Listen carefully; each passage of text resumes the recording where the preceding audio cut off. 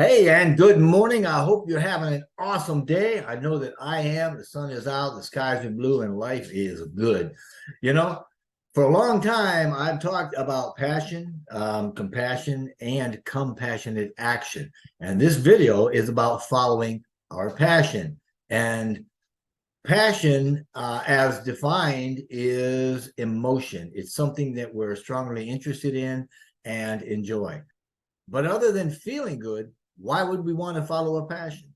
Well, because the activity of following a passion is taken in steps, and these steps help us to become best versions of ourselves that we can be. Not to mention, it's also kind of fun. And obviously, the best version of ourselves is going to include things like wealth and likability and good looks and charm and abundance, smarts, right? I mean, who wouldn't want all this, right? But now, some folks aren't really sure how to identify, much less follow a passion. And we're going to talk about what a passion actually is, what it means to follow it, and then give a few steps for actually doing it. Because like Dr. Joe Dispenza says, we're in an age when it's not enough to know. We also need to know how. And I agree with that. As with other new age concepts, we need explanations, and we need to have practical ways to apply the concepts of passion and other concepts. But first, we're going to see why it's important and why it works in life. And that'll make things easier to do. And easy is good, because following our passion, or perhaps being led by it, will allow us to enjoy the journey that we're on, and will allow us to more easily achieve the goals that we want to achieve. And this is true whether we're following micro passions, which are things that we find exciting that can be realized in a short period of time, or macro passions, which are larger career and life-oriented passions that we work on over the long term. Of course, the little ones work for the bigger ones, and we work with both, as a matter of course, day in and day out. So much so that they seem to be mixed up into one big bubble of activity. And by this, I simply mean that whether we work on the micro or macro passion activity, it all seems to be mixed together. Regardless, is all directed by our soul or our higher self, and it all helps to transform our lives. But there's a right way to do it, and we'll talk about that too. This is simply because correctly used, the process can get us more connected to and communicating with our higher self. For some, though, consciously making that connection can be pretty hard to do, especially since life seems to happen when we have other things planned. So getting started, as physical beings, we all have a non-physical higher mind, so to speak, right? It's part of that, part of us rather, that dwells in the spirit realm. And our higher mind or higher self is always channeling information to us, always in communication with us, guiding us. However, because it's non-physical, it communicates energetically. And that communication, those messages, if you will, comes to us in the form of energy. Subtle energy, to be precise. The translation of those messages from our higher self are interpreted through our physical body as a sensation, a feeling. It's a feeling of, excuse me, of excitement, of creativity, of love, of curiosity, interest, any number of things. And it does that to prompt us to action. Because when we act on or follow those feelings, it leads us towards our defined purpose in life, right? What we want to accomplish. So what exactly are passions? Well, they're the subject of things that we get excited about that point us to those things we really want to do. They're activities that help us to enjoyably live out our physical existence here on Earth and help to transform us through that experience. In short, the excitement we feel about something is a form of energetic guidance from our higher self, leading to something else that, when acted on, serves as a catalyst to bring about our own individual higher consciousness, to bring about our evolution, little by little, as it were, right? Incidentally, this particular type of evolution has been going on for a pretty long time now. But the new energy that's associated with it has been more keenly felt and seen over the last 10 years. So following our passion is something we do that leads to the experiences that transform us into the very best versions of ourselves that we can be.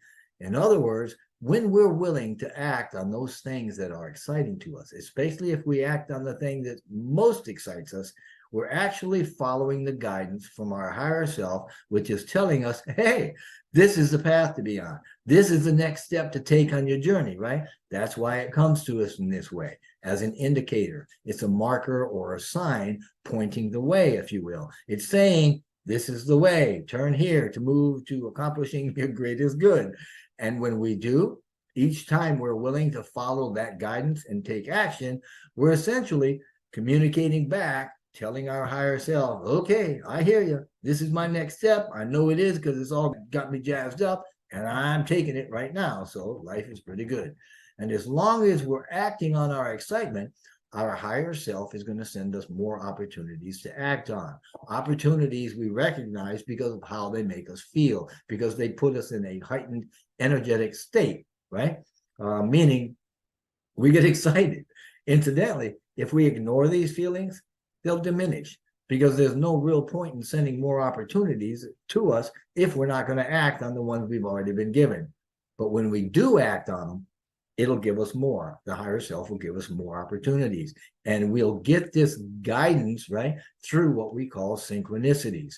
So our higher mind sends us energetic messages that we interpret through our body as heightened feelings. As an example, have you ever gotten goosebumps?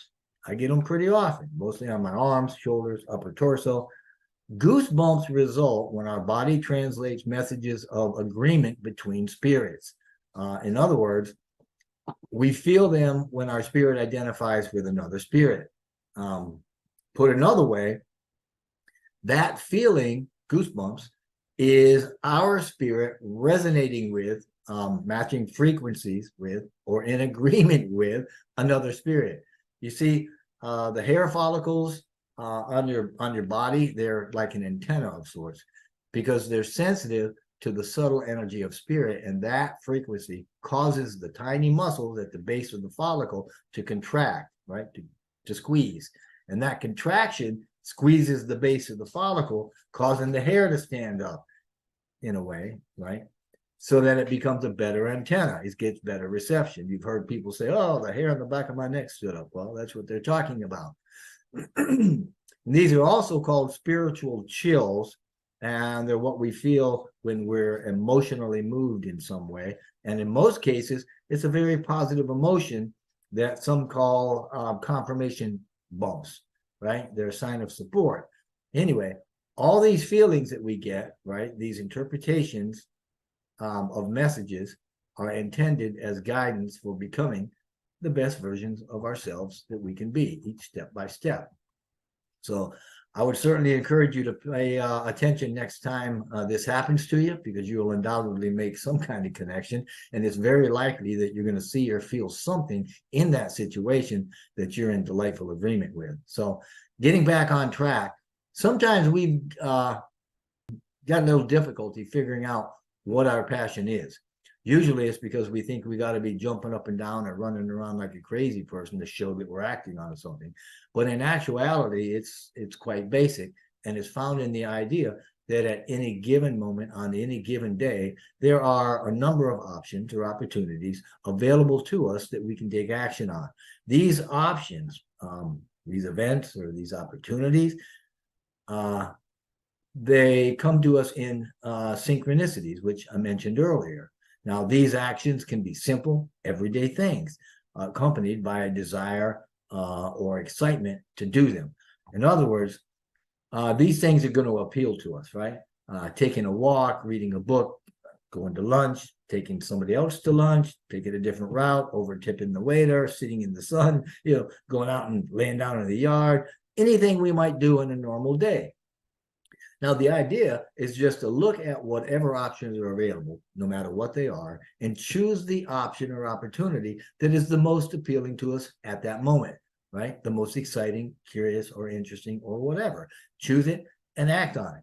Now, that doesn't always mean it's going to be successful. It just means that there's some kind of an action needed to get the ball rolling on your path, so to speak. And as we take that action, more options will follow. And so it goes.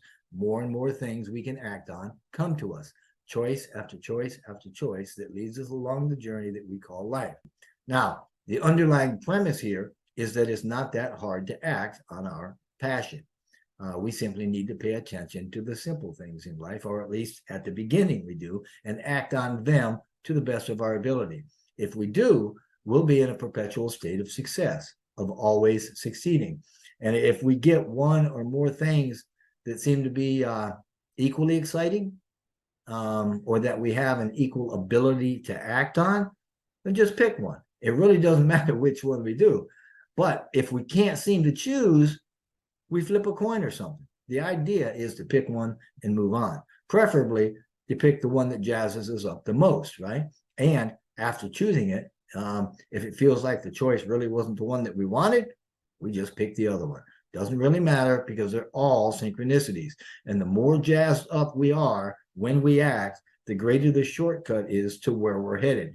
So we can think of a synchronicity as an organizing principle. The guiding principle for everything in life with all things connected. That term, synchronicity, was coined back in the 1950s by a Swiss psychologist by the name of Carl Jung. And he used it to describe what was seemingly some weird coincidences that appear to have meaning. A synchronicity depicts the relation that exists between things that happen at the same time. But let's not confuse it with coincidence. Synchronicities are purposeful, right? They're meant to surprise and delight us. And spiritually speaking, synchronicities are strategically orchestrated, right? They are perfectly aligned to deliver a message or provide guidance or provide reassurance, that we're on the right path. So if we act on something that isn't necessarily the best one, isn't the one that keeps us maybe on our best path, it's okay. Synchronicity is going to create circumstances for bringing us back around in a way to other opportunities that will eventually put us back on the best path. It'll also block us from taking action on things that maybe aren't the right thing for us to be doing at a particular time. And that's all done automatically, right? All this stuff is all done. We don't have to think or worry about it. So let me explain a little more about the synchronicities, right? There's two types of positive synchronicities, and we refer to these as green light and red light synchronicities. Now, there's also negative synchronicity, which helps us to kind of spiral downward if we're basing our actions on fears or negative belief systems.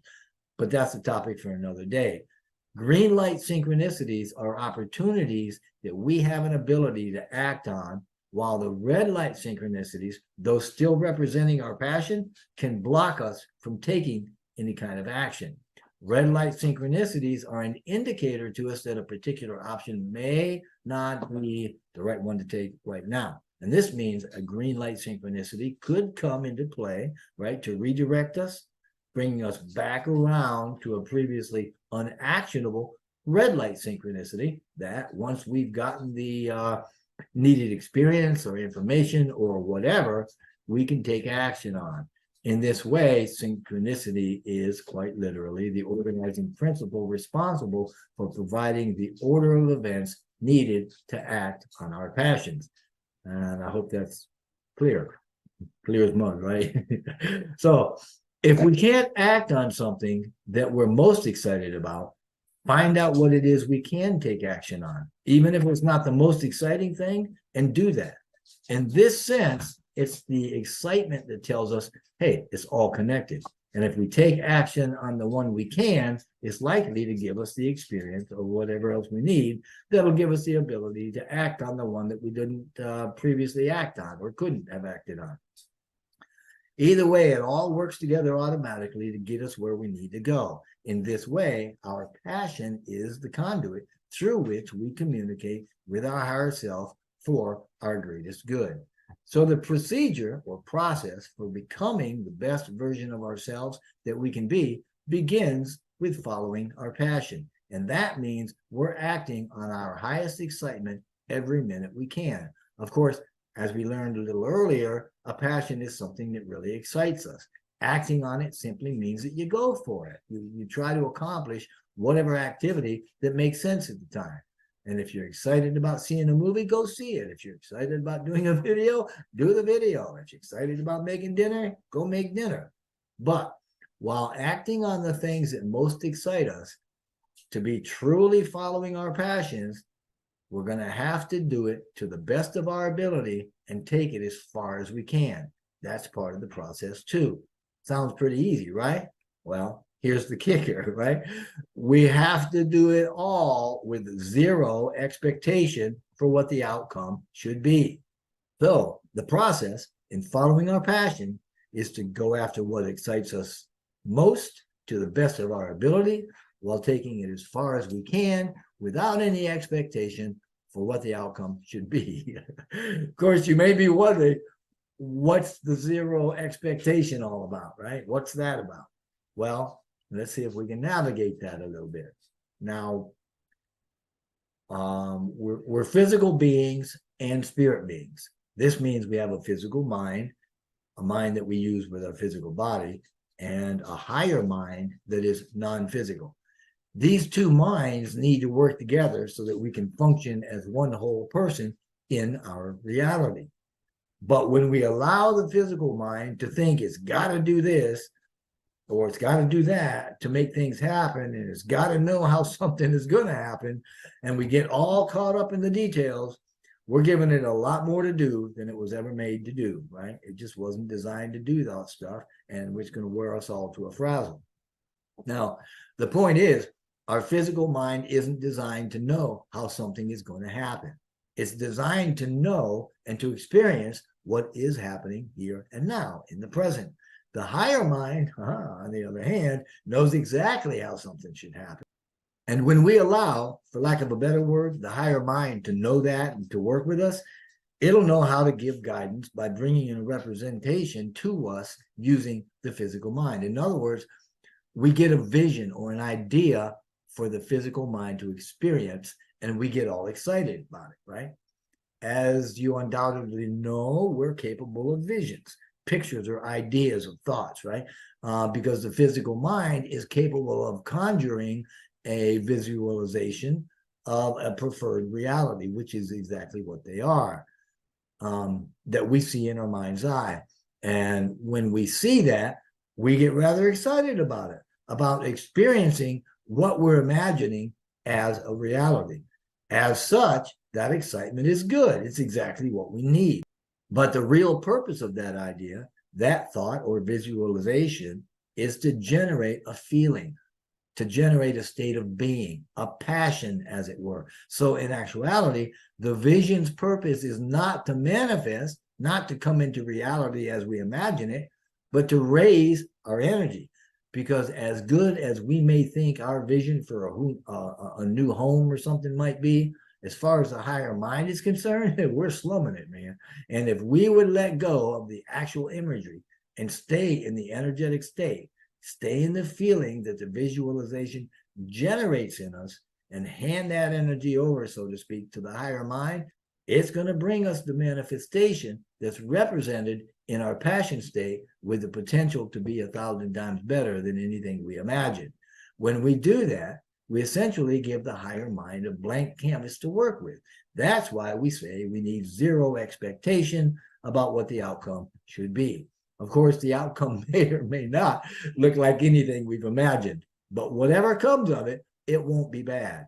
The idea is to use the energy state that we're in to work with the higher mind, to let it bring what it knows we really need, to bring us what is truly representative of our energy state. And this means being open and willing to accept whatever manifests, because it's all a part of our journey, and it's all a representation of the joy that we want in one way or another. The higher mind is never going to bring us something that we define or label as an interruption or an obstacle to that joy. So, in following our passion, we go after what most excites us to the best of our ability, while taking it as far as we can without having any expectation of what the outcome should be. When we do this, synchronicities are going to delightfully surprise us at every turn. And I hope this was helpful. I thank you so much for listening, and I would ask that you would please like, subscribe, and share this. And I wish for you and yours many, many blessings. Thank you. Bye.